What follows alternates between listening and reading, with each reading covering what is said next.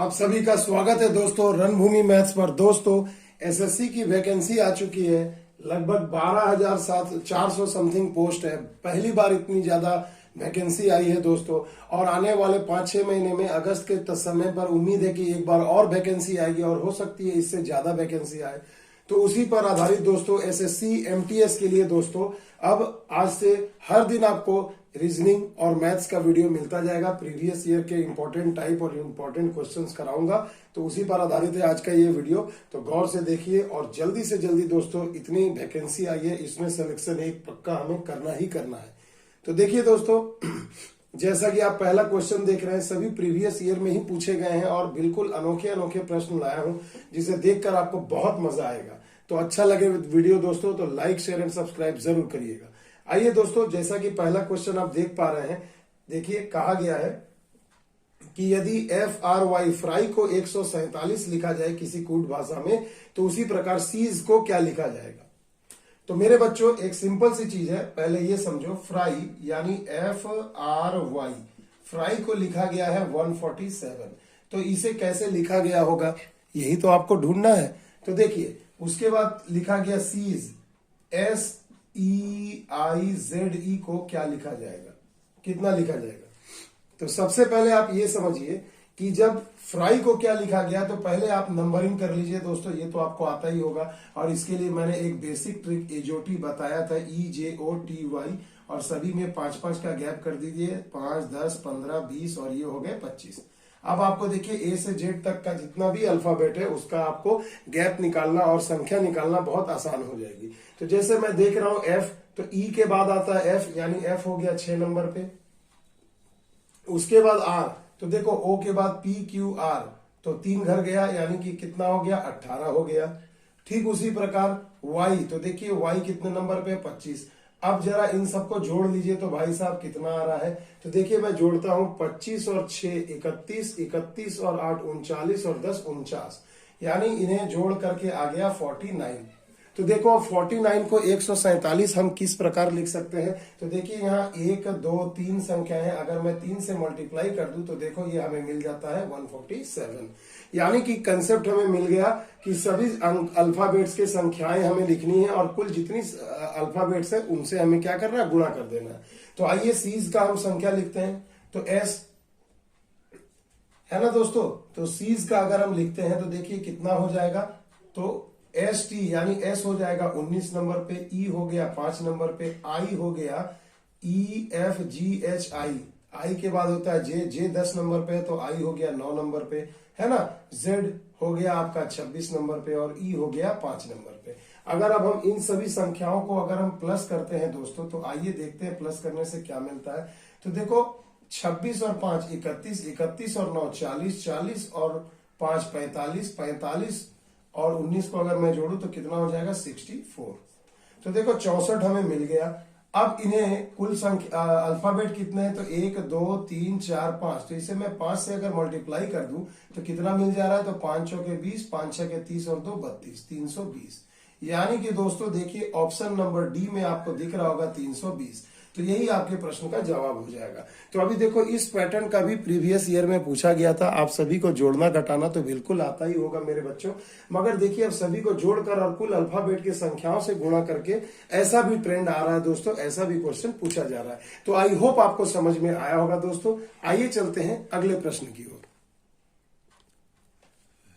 अब देखिए दोस्तों, जैसा कि दूसरा क्वेश्चन आप देख रहे हैं स्क्रीन पर, यहां कहा गया है कि यदि क्रेच को DTHGM लिखा जाए, उसी प्रकार फेच को क्या लिखा जाएगा। तो कूट भाषा सबसे इंपॉर्टेंट टाइप, जो सबसे ज्यादा परीक्षा में पूछा जाता है कोडिंग डिकोडिंग से, तो ऐसा एक क्वेश्चन आपका रहेगा ही। तो सबसे पहले देखिए सी नहीं है, यहाँ डी है, तो चलिए मैं देख लेता हूं। तो देखो CRECH, क्रेच को क्या लिखा दोस्तों, DTHGM। तो देखिए क्या लिखा, DTHGM। तो जरा देखिए ना क्या किया जा रहा है। तो देखो सी से डी गया 1 घर, आर से एस टी गया 2 घर, ई से कितना गया, EFGH 3 घर। तो देखो सभी 1 2 3 4 5 के रूप में बढ़ते जा रहे हैं, तो है ना दोस्तों। उसी प्रकार सी के बाद देखो DEFG यानी 4 घर, और एच के बाद IJKLM यानी 5 घर। तो देखो 1 2 3 +4 +5 सभी संख्याएं जो है एक एक संख्याएं जो है वो क्या हो रही है, एक एक संख्या आपस में बढ़ती जा रही है। तो चलिए अब हम यहाँ उसी प्रकार से अब हम फेच को क्या लिख सकते हैं दोस्तों, तो देखो FETCH, फेच को हम क्या लिख सकते हैं, तो F के बाद क्या आएगा दोस्तों, F के बाद आता है G, E के बाद 2 घर अब हम जाएंगे दोस्तों, क्योंकि देखो ये +1 हुआ तो ये +2 होगा, तो E के बाद क्या आएगा FG, तो ये भी G हो जाएगा। उसके बाद देखो T के बाद क्या आएगा UVW, है ना, +3। उसी प्रकार देखिए +4। C के बाद क्या आएगा DEFG, यानी G आ जाएगा यहाँ पर +4। और आखिरी जो है H के बाद 5 घर यानी प्लस जाएगा, तो क्या होगा H के बाद IJKLM। तो देखिए आपका सही जवाब हो जाएगा GGWGM। तो देखिए दोस्तों कितनी आसानी से आंसर मिल गया GGWGM, और ये आपको ऑप्शन में दिख रहा होगा। तो आई होप आपको समझ में आ गया होगा। तो देखिए इस प्रकार का भी प्रश्न पूछा जा रहा है परीक्षा में, और बहुत इंपॉर्टेंट है, इसमें कुछ भी पूछा जाएगा। इस पर बेसिक वीडियो मैंने बिल्कुल बना रखा है कोडिंग एंड डिकोडिंग पर। तो जो बच्चे नए हैं मेरे चैनल पर, वो प्लीज इसे जाकर के मेरे इस चैनल के प्लेलिस्ट पर जाकर के इन सभी टॉपिक को सीख सकते हैं। आइए दोस्तों चलते हैं अगले प्रश्न की ओर। अब देखिए दोस्तों, ऐसा तो एक क्वेश्चन आपको परीक्षा में बिल्कुल आता ही आता है। इसमें आपको कहा गया है कि दिए गए इक्वेशन को निम्न में से किन 2 चिन्हों को अदल बदल करने से, इंटरचेंज करने से = 15 आ जाएगा, यानी ये समीकरण सही हो जाएगा। तो देखिए 4 ऑप्शन है दोस्तों आपको दिया गया, तो मैं आपको समझा देता हूं कि करना क्या है। चलो मुझे जैसे पता है कि इसका आंसर C है, तो चलिए मैं डायरेक्ट आपको C को पुट करके दिखाता हूं कि भाग को प्लस के साथ इंटरचेंज करना है। यानी हमें क्या कर देना है, देखिए सिंपल सा है, मैं कैसे बनाता हूं आपको समझा देता हूं कि भाग के जगह हमें क्या लिखना है, तो भाग के जगह हमें प्लस लिख देना है। तो प्लस के जगह हमें क्या लिखना होगा, भाग लिख देना होगा। अब देखिए क्या ये 15 के इक्वल आ रहा है, तो देखो 2 से 4 को बॉडमास का रूल आपको पता ही होगा, BODMAS। सबसे पहले ब्रैकेट, फिर ऑफ यानी का है नहीं, तो उसके बाद भाग का काम पहले करेंगे, तो 2 से 4 में भाग लगा दिया, 2 हो गया। उसके बाद गुणा का काम करेंगे, तो 5 दूनी 10 हो गया, और यहाँ +7। अब देखो उसके बाद एडिशन यानी ऐड का काम करना है, पहले एडिशन करना है फिर सब्सट्रैक्शन। तो देखो 10 और 7 17, 17 में से 2 गए 15, देखो = 15 बिल्कुल आ गया। यानी कि इसी प्रकार से आपका सही हो जाएगा ऑप्शन नंबर C। तो इस प्रकार का एक क्वेश्चन बिल्कुल रहता ही है दोस्तों, कंफर्म आपको परीक्षा में मिलेगा और 1 नंबर आपको देकर जाएगा। तो देखिए आज के इस वीडियो में मैं आपको ये भी बता दे रहा हूं कि कौन सा टॉपिक से आपको कितने क्वेश्चन आएंगे और कौन सा टॉपिक आपके लिए एकदम 100% नंबर लेकर आएगा। तो वीडियो बहुत ही इंपॉर्टेंट है दोस्तों, तो शुरू से अंत तक जरूर देखिएगा। आइए चलते हैं अगले प्रश्न की ओर। अब देखिए दोस्तों अगला जो प्रश्न है एनालॉगी से है। जी हाँ दोस्तों, एनालॉगी टॉपिक सादृश्यता आपको पता होगा, और इस पर मैंने भरपूर एकदम फुल वीडियो बना रखा है दोस्तों। आप मेरे प्लेलिस्ट में जाकर इसको पूरे अच्छे तरीके से देखकर सीख सकते हैं दोस्तों।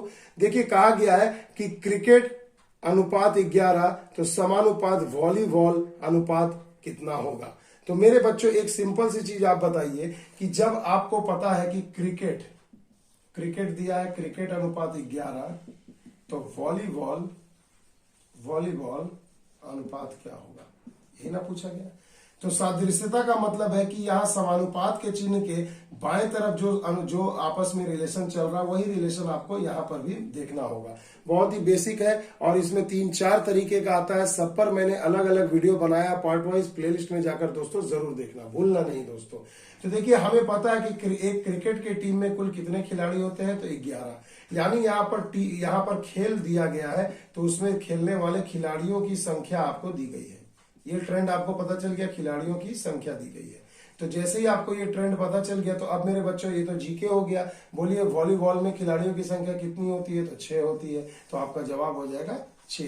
तो देखिए इस प्रकार से इसे हम सॉल्व आसानी से कर सकते हैं।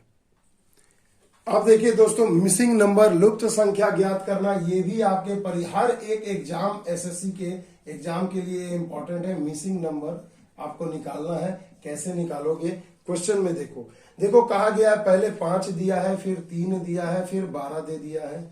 उसके बाद आपको दिया गया 7, 6 तो क्वेश्चन मार्क, और इधर दे दिया 12, 9 और यहाँ दे दिया है 99।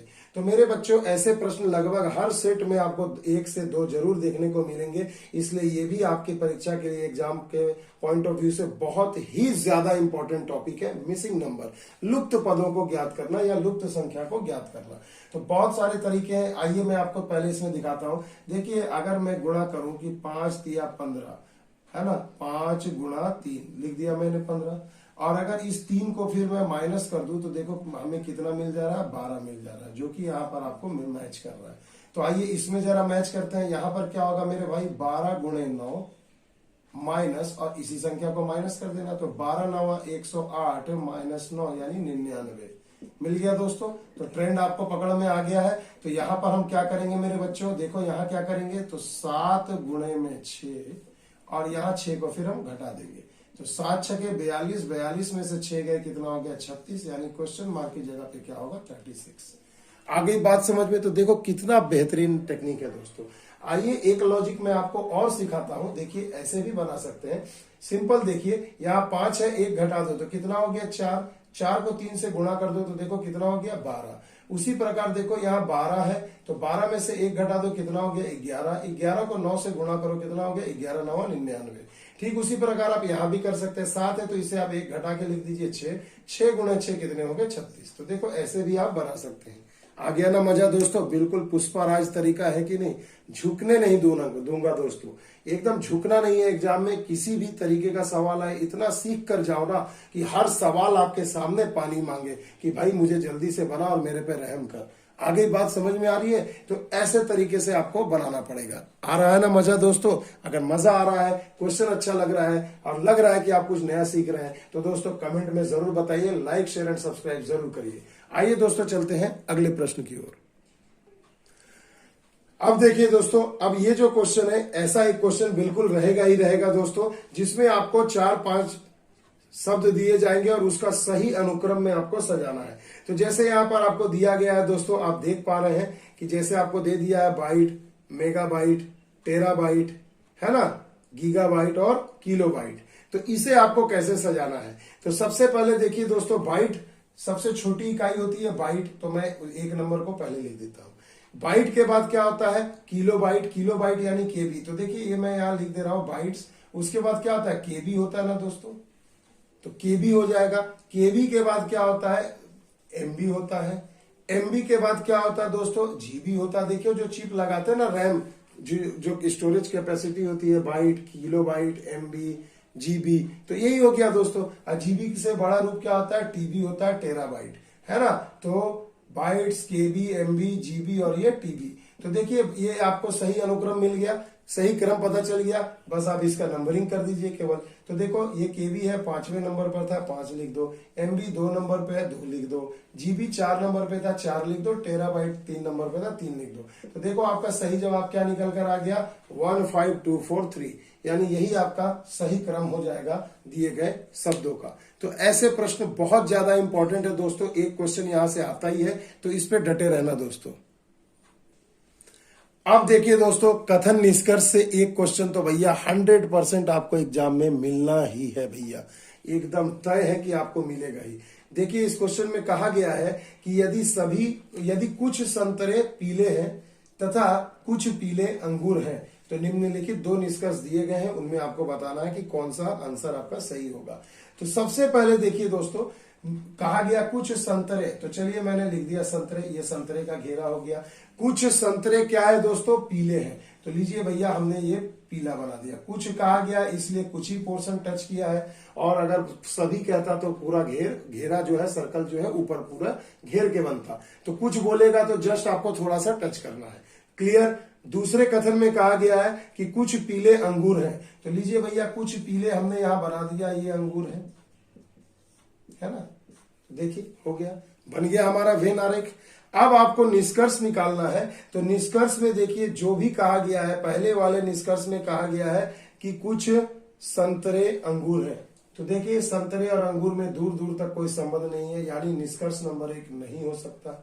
निष्कर्ष नंबर 2 में आइए बच्चों, यहां चलते हैं। तो इसमें कहा गया है कि सभी अंगूर पीले हैं, तो देखो सभी अंगूर तो नहीं है, मगर हाँ कुछ अंगूर, देखो ये कुछ अंगूर जो है पीले हैं, सभी नहीं है तो दूसरा भी नहीं होगा। तो यानी आपका कौन सा ऑप्शन सही हो जाएगा, ना ही एक और ना ही दो, यानी इनमें से ना तो एक सही है और ना ही दो सही है। और इस पर दोस्तों फुल डिटेल में अगर आपको सीखना है, समझना है मेरे बच्चों, तो मेरे चैनल के प्लेलिस्ट में जाइए और आप यूट्यूब पर सर्च बार में भी सर्च कर सकते हैं स्टेटमेंट एंड कंक्लूजन, कथन तथा निष्कर्ष बाय रणभूमि मैथ्स। तो आपको सबसे पहले ये वीडियो मिल जाएगा और वहां अपने पूरे बेसिक कंसेप्ट के साथ इस चैप्टर को सीख सकते हैं, इस टॉपिक को, क्योंकि यहां से भैया 1 से 2 प्रश्न एसएससी में आपको मिलना ही मिलना है। तो ये भी एक इंपॉर्टेंट टॉपिक है एग्जाम के पॉइंट ऑफ व्यू से, इसे अच्छे से समझ लीजिए। आइए चलते हैं दोस्तों अगले प्रश्न की ओर।